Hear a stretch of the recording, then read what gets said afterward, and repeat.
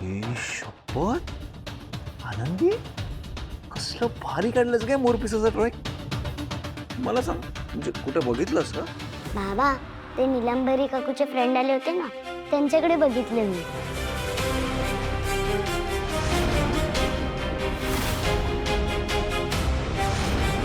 तिच्या इथे होता का मोरपीस अरे हो बाबा तिला कसं कळलं मॅजिक मॅजिकने ओळखलं मी बरं मला सांग निलांबरी वहिनी आणि तिची फ्रेंड जेव्हा बोलत होते तेव्हा तू तिकडेच होतीस का हो मी तिथे ये चालवत होती हे मग तू ऐकलंस त्यांचं बोलणं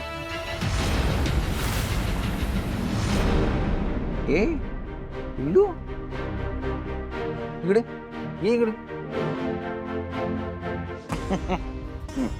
काय झालं तुला असं सॅड का झाली असतो सॉरी शुद्धू का सॉरी कशाला शुद्धू बाबा भावनाही बोलते ना की जेव्हा मोठे लोक बोलत असतात तेव्हा त्यांचं ऐकायचं नसतं पण मी चुकून ऐकलं ठीक आहे चुकूनच ऐकलंस ना हं?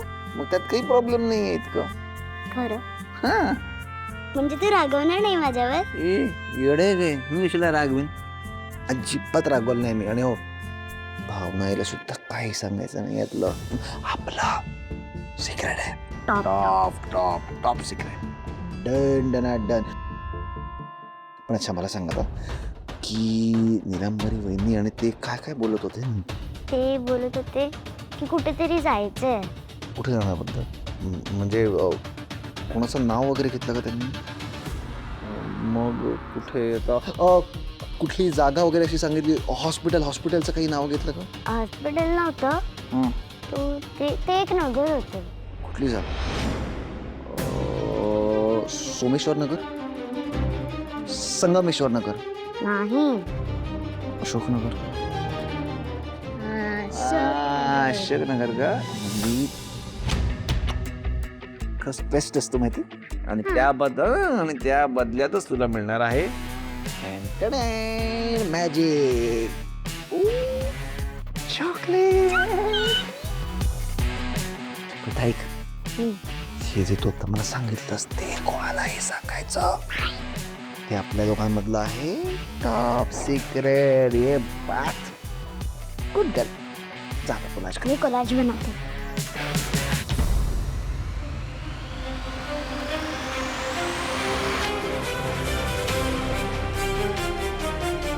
हॅलो माया त्या जोखमीचा पत्ता सापडलाय अशोकनगरला आहे ती त्वरित तात्काळ ताबडतोब तिकडे जा आणि त्या बाईला ताब्यात घे कळलं विश्वा हा माझा खूप चांगला आणि जवळचा मित्र आहे आपल्यासोबत कुणीतरी आहे ह्या गोष्टीची जाणीवच विश्वाला त्याच्या या बॅड फेजमधून लवकरच बाहेर काढेल अरे देवा पुन्हा गप्पा मारत बसले बरं तुम्ही मला सांगितलं होतं ना तुम्हाला पार्टनर्सचे ID कार्ड चेंज करायचे आहेत त्या सगळ्याची लिस्ट मी घेऊन आली प्लीज एकदा चेक करा सर आईचा कॉल आहे एकच मिनिट हा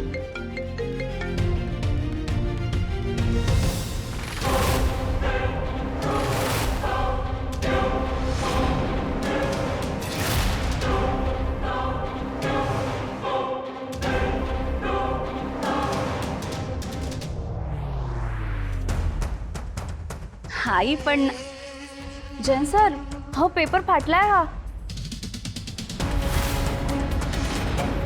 तुमच्या पायाखाली आलंय ते पाय काढा बघू नाही माझी आई सांगते की वया पुस्तकांवर पाय देऊ नये विद्या असते ती काढा पाय जैन सर हो असं काय करताय काढा ना पाय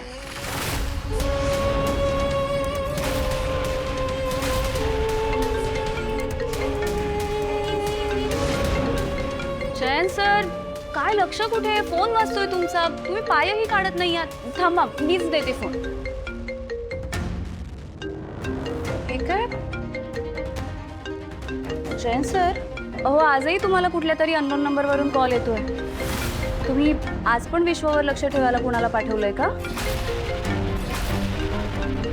ऑफकोर्स नॉट मिस जानी मला काय अननोन नंबरवरून कॉल फक्त विश्वाची माहिती द्यायला येत नाही. I am so sorry. हा घ्या.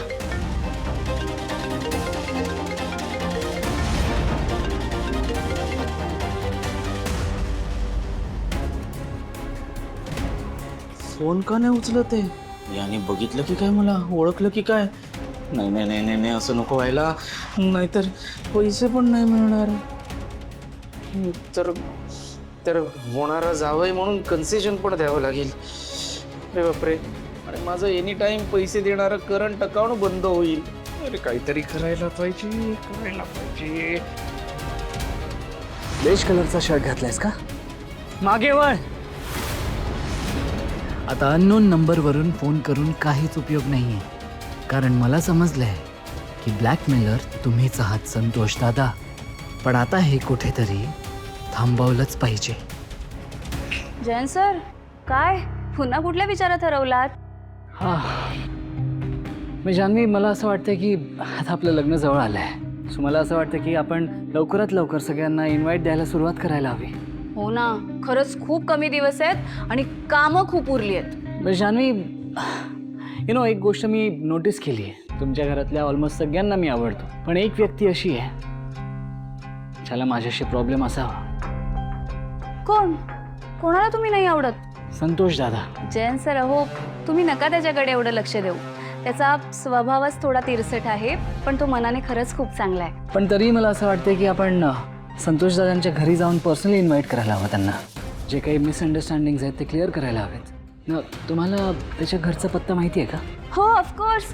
दादाच्या नवीन घराचा पत्ता माहिती आहे मला. Let's go then. आपण लगेच त्याला इन्व्हाइट करायला जाऊयात. ओके, चला. या. काय करावं, काय करावं? आता कसं गाठूया जयंतला, जेणेकरून माझ्यावर त्याचा संशय येणार नाही.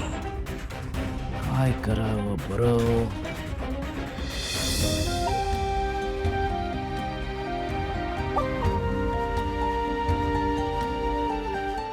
सिद्धू, मला जरा तुझ्याशी बोलायचं. अरे मग बोल ना. ॲक्च्युली निलांबरीबद्दल बोलायचं. हे बघ दादा, खरं सांगू तर मला या विषयावरती बघ सिद्धू, मला माहिती आहे निलांबरीबद्दल तुझ्या मनात अनेक गैरसमज नाही आहेत दादा. मी तुला सांगतोय अरे ना. बाबा प्लीज, माझं ऐकून प्लीज. कुठल्याही स्त्रीसाठी आई होणं जगातली सगळ्यात आनंदाची गोष्ट असते सिद्ध. आम्ही अनेक वर्षापासून प्रयत्न करतोय, पण आम्हाला यश येत नाही. त्यात आता आपली भावना पण आई होणार आहे, आणि या सगळ्या गोष्टींचा त्रास निलांबरीला होतोय. त्यामुळे ती कधी कधी असा आतातहीपणा करते. पण तिची पण काहीतरी बाजू आहे, तिचं पण काहीतरी म्हणणं आहे. ते प्लीज समजून घे सिद्धू. तिच्यावर असे घाणेरडे आरोप करू नको. हे बघ दादा, तू जे बोलतोस ना की निलांबरी वहिनींची सुद्धा काहीतरी एक बाजू आहे, तर असेलही. मी नाही नाही म्हणत आहे. भावनाच्या बाबतीत आणि आमच्या बाळाच्या बाबतीत घरात जे काही घडतं ना, त्याच्यात कदाचित वहिनींचा हात नसेल. पण दादा, तसं जर झालं तर मात्र मी बहिणींना सोडणार नाही.